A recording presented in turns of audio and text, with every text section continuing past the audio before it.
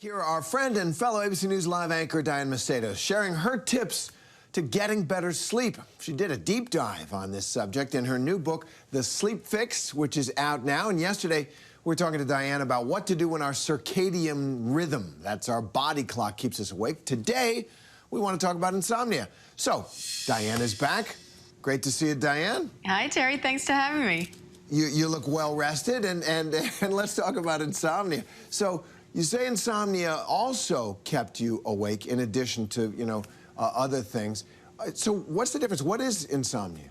So insomnia is the most simple definition I can give you. It's when you fall asleep, can't fall asleep or can't stay asleep or have trouble doing those things for no apparent reason. So if you ever lay down and you can't sleep because you just can't stop thinking, that is essentially insomnia. And there are some sleep experts classify circadian rhythm disorders as a type of insomnia, others don't. I prefer to keep them separate because they really have separate root causes, and as a result, they have separate solutions.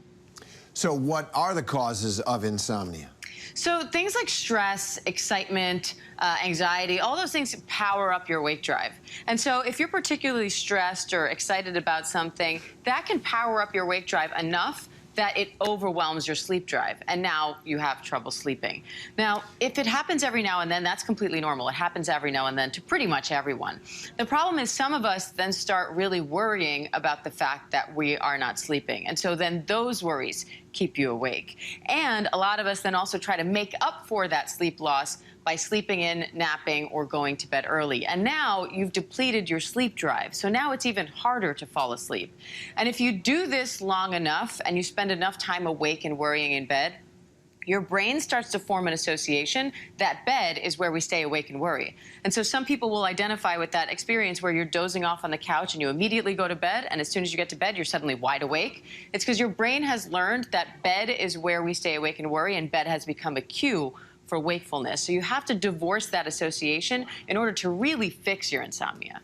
That sounds very familiar to different passages in my life, no question. Where you've got something on your mind, there's some issue in your life or whatever, and then you begin to associate, you wake up in the middle of the night, that time is the time you're going to worry. So what are some of your tips for insomnia, for getting out of that box? So I think one is a worry list or a brain dump. You essentially take a notebook, divide the page down the center, write all your worries on the left-hand side of the page before you go to bed, and on the right-hand side, you write down just the very next step to resolving that issue. And if there is no resolution, just write accept and move on. But you don't even need to know the ultimate solution, just the very next step you can do to move that issue in the right direction.